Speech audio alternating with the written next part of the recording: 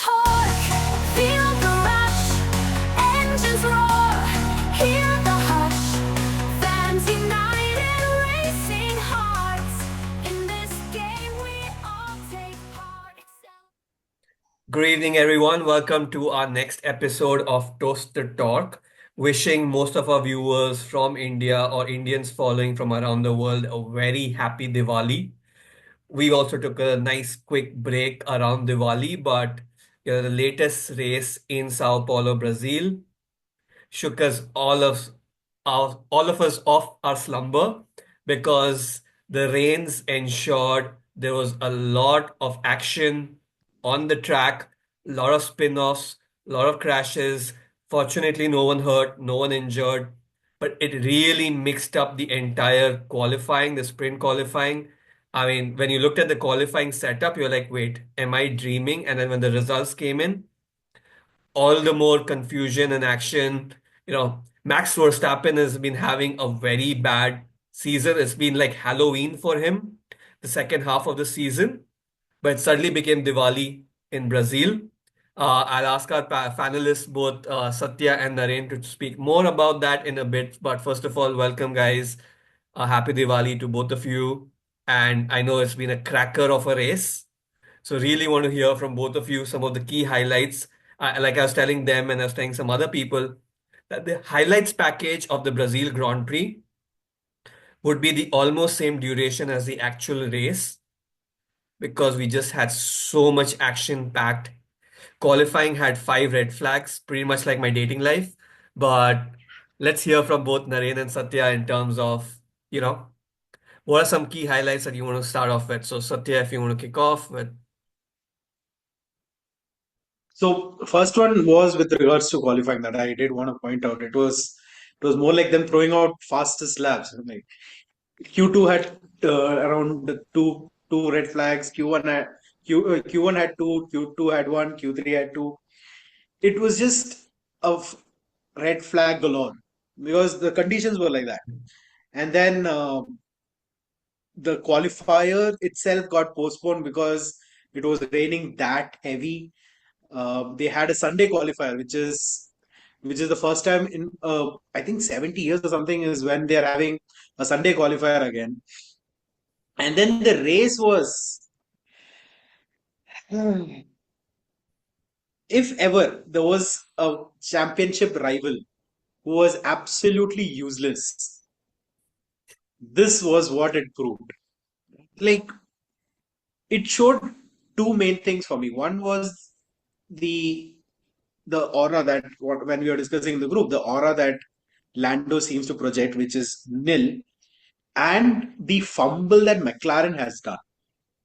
Because from the last time Max won was around seven race. I think 7 to 8 races back is when Max won a race, and at least for 6 of those races, McLaren had been the dominant car. McLaren had been the best car, and yet they were not able to capitalize on any of that, including the race that happened on in Brazil. So Yeah, and just to one of give the biggest context to highlights for me everyone was on the what fumble Satya is that McLaren has highlighting done.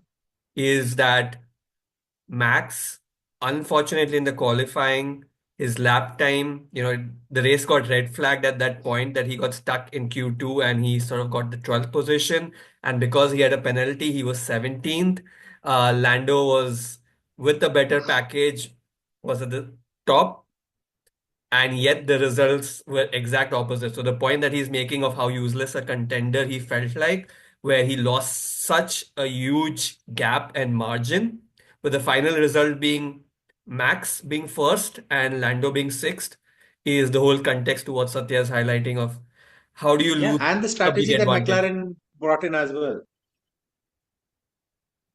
Yeah, and I think to that point, I do want to bring Naren in that I mean it was also a bit of like obviously there was brilliant driving from Max for someone to come from 17 to first in such conditions is one thing, but there's also a slight factor of luck and timing that also played out with respect to when the red flags and stuff came in. So do want to bring you into the conversation and see what are your thoughts around that and any other highlights you wanted to bring in.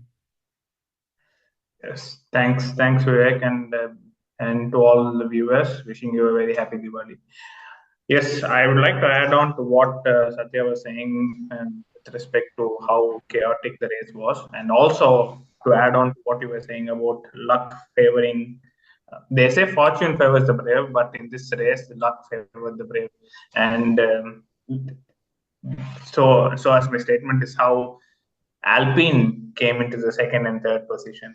So you should have seen how they were smiling in the post race interview, and how I was actually seeing the post race interview, and Gasly was so much of in praise of the team, and especially Esteban Ocon, which we have not seen in the past, and not does Netflix show it in the proper light.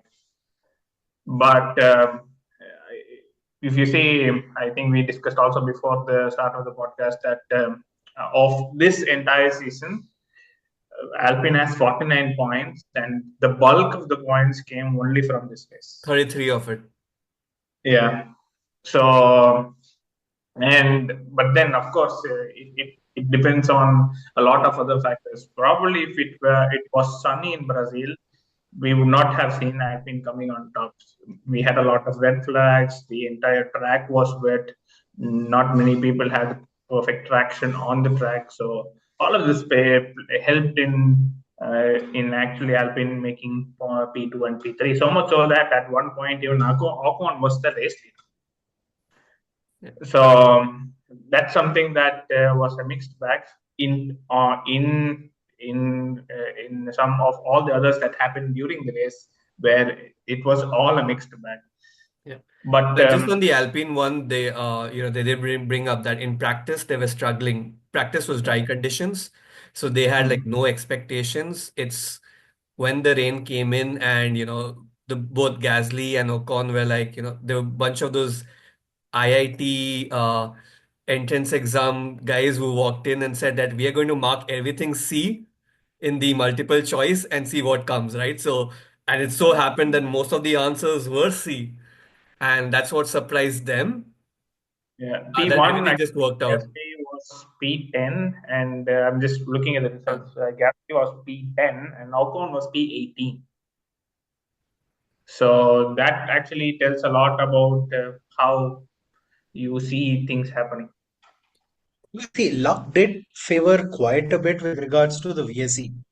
The timing with regards to when McLaren brought in Lando, similarly when Russell came in as well, they were in the lead, Whereby they were the right? top two, they were leading all the way, and then this is They were when that leading. The minute VSC. they came in is when the VSC shut down, and then uh, Ocon, Gasly, and Verstappen had not pit. They were the three who had not pit, and they went into the lead. And then immediately the red flag came up after two laps, and then you get a free pit stop.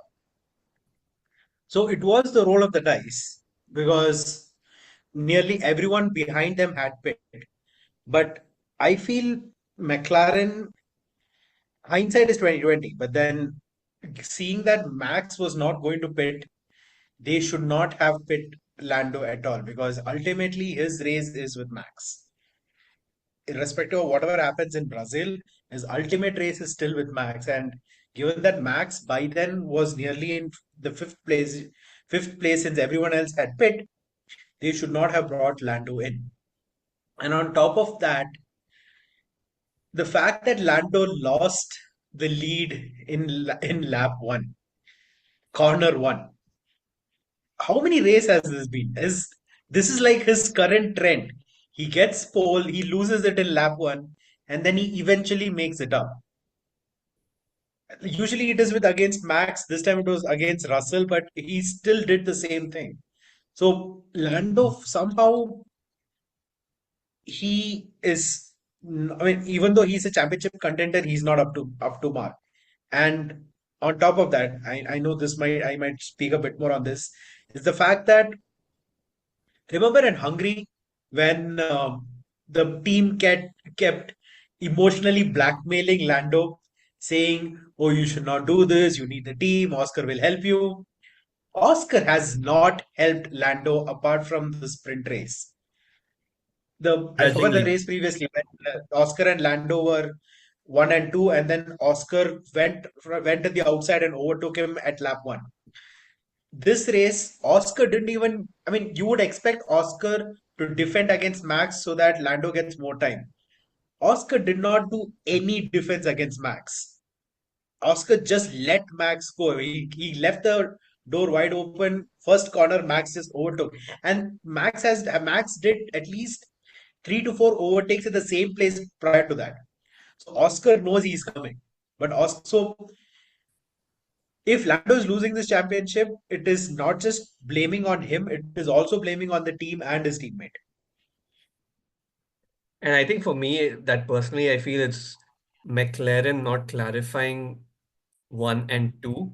So Oscar understands that if Lando does not succeed, he has an incentive to stake his claim to say that I could be number one also, because he's had those opportunities where he's led over Lando over the races. And hence, he does not have an incentive from a McLaren standpoint to really support Lando's journey unless he's really forced to. Like even yesterday's, not the day before yesterday, the sprint, right? It was grudgingly where he was like, okay, fine, I'll give it to him at the end. And he really pushed till the end to say that I want to prove a point that I was faster than him, but I'm giving it over to him. And only when Max sort of came into the play and he overtook, that's when they realized that they have a chance where he might lose out, and that's when the swap happened earlier. Otherwise, they were actually waiting for the end in the sprint. Similarly, yesterday it was, to your point, Piastri saw Max coming in, but it didn't look like he really gave a challenge or an attempt. He's like, okay, this guy's coming through, let him go through. So that's something from a team dynamics perspective that they need to figure out. Obviously, we spoke about Alpine with respect to bunch of excited boys, and they really deserve what they got in terms of the effort that they've put in, and it was a big leg up, right? If they can maintain, which is going to be very tough, if they maintain this, they're going to get a fill up of 50 million more funding, which is a big deal from their perspective. But Haas is just a couple of points behind, and Haas is consistently being doing well, even though we had Magnussen watching Magnussen race because they forgot to change the fact that Behrman was driving Magnussen's car because Magnussen was unwell. Uh, but having said that aside, you mentioned roll of die, you mentioned strategy. Uh, Ferrari, Charles Leclerc, everyone's still confused on why did they push him first into the pit lane when no one else was. The rain was still hadn't come in, and Ferrari was just being Ferrari about it.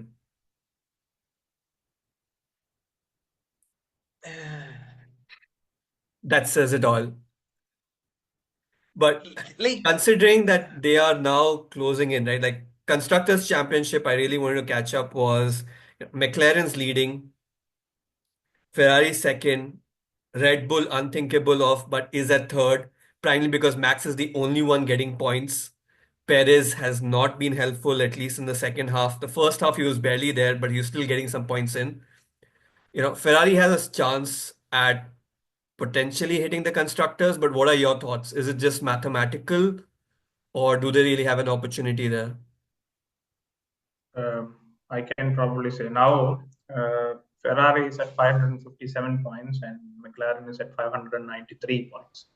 So if they do really well, considering that equally McLaren does well, they might have a chance. But Ferrari being Ferrari, we really do not know how they will screw up their races in the next 3, 4. I hope that they don't. And even though I'm rooting for Checo Perez, inside still I'm a Ferrari fan. And everybody knows that the last constructor or the last constructor came 2007. So we're still waiting for that one particular day when Ferrari will win the constructor someday. So, in my opinion, yes, Leclerc and Sainz should perform really well. And considering that Sainz is only 4 races since for him to actually leave Ferrari, I don't know how much of him will actually contribute to Ferrari, but only time can tell. I mean, so for him, the other thing I is like do he's feel already that highlighted even in Mexico, right? Oh no, that was actually more of Perez story. But I think one of the things that Sainz did highlight was he realizes he's going out from a potential winning car to a car that needs a lot of work. So he realizes that he might not get that many points. So he's also looking at that opportunity to score maximum points and leave that legacy from that perspective. But moving over to Satya, No, actually, no, I do agree with that. That is one of the things I was going to say. That Sainz would want to score maximum points. The only thing that would happen is he won't obey team orders anymore. He will not be supporting his teammate. He will not be letting his teammate through. Might not let because he has no incentive to do it. He would want to score maximum points for himself. But again, like Naren said, Ferrari being Ferrari, they would still find a way to screw that up. I mean, why would you pit Leclerc first? You have Sainz in the bottommost, and that would have been the ideal strategy. You have Sainz in the bottommost, pit Sainz, see how the tire works, and then pit Leclerc.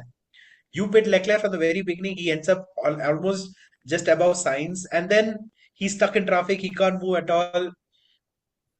Oh God, when I saw that, I'm like, it's raining outside. How high are they inside? makes sense. The other aspect is while the constructor still sounds it's open, like as Naren highlighted, the drivers' championship, especially Exactly. with this performance from Verstappen, to prove that he still has it in him and the drive and stuff. What are your thoughts? Like, is there a chance Lando still has a chance of keeping in, or is it now purely mathematical? And how do you see the second, third place playing out? See, Max was 17th, Lando was P1. He still didn't win. He still couldn't maximize that effort. So, irrespective of how many points Lando wins now, Max has to finish at least P6 or behind for Lando to win. On top of that, Lando will also need to get the fastest lap Hmm. because even if he does not get the fastest lap, there is a possibility they might finish with Max just slightly ahead. So Lando still needs to get the fastest lap and win all the races while Max finishes P6 or behind. The funny part in all of this is if Leclerc wins the next couple of races, he has the potential to become the world champion. But I mean, just to I add mean, to again, it's everyone, Ferrari. It's not going like to happen. Max just needs to win one race. Like, if he wins He Vegas, just, yeah, that's it. he's the world champion for the fourth time. Yes. That's it. I mean, he just has to win one more time. And the fact that McLaren bottled this up so badly is what really gets me.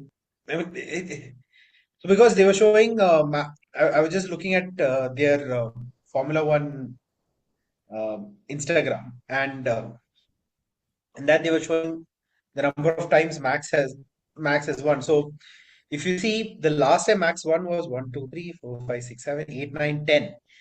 10 races before Brazil is when Max won.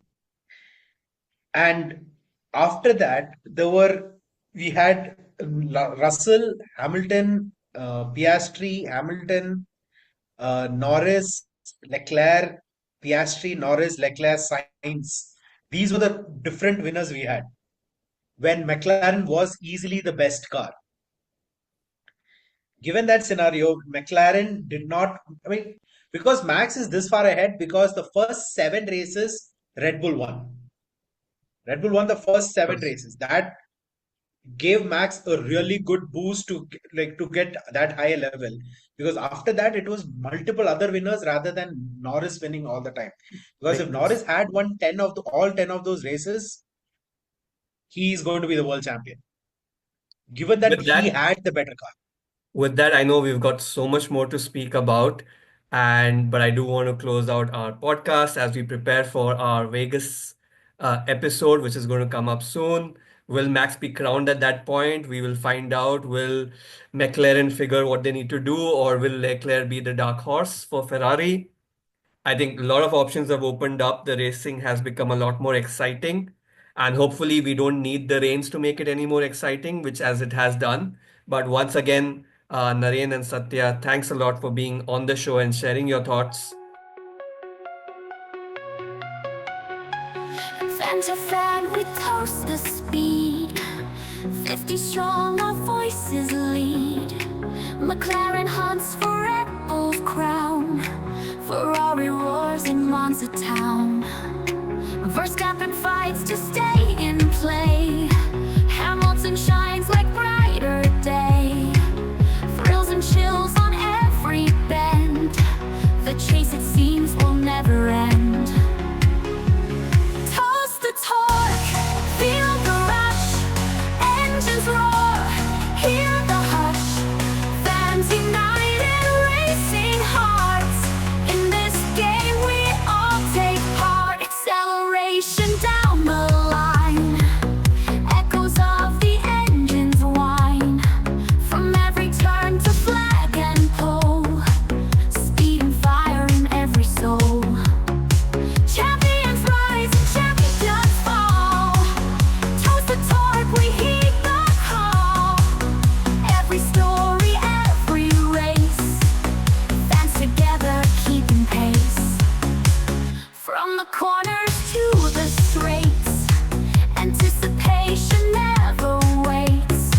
50 episodes, we cheer and shout. Our passion loud, we stand so proud. Toast the torque, feel the rush. Engines roar, hear the hush. Fans united, racing hearts. In this game we all take part. Toast the torque, feel the rush. Engines roar, hear the hush. Fans united, racing hearts. In this game we all take part. Acceleration down the line.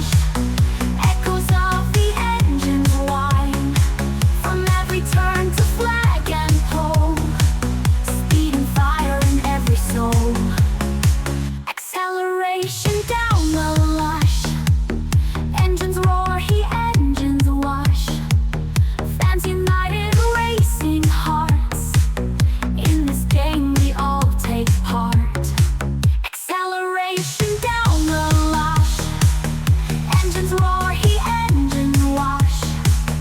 Fans united, racing hearts.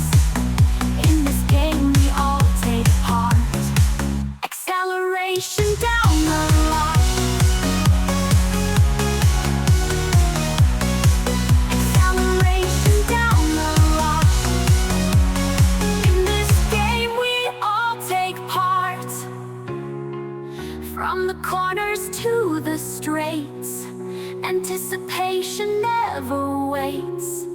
50 episodes, we cheer and shout. Our passion loud, we stand so proud.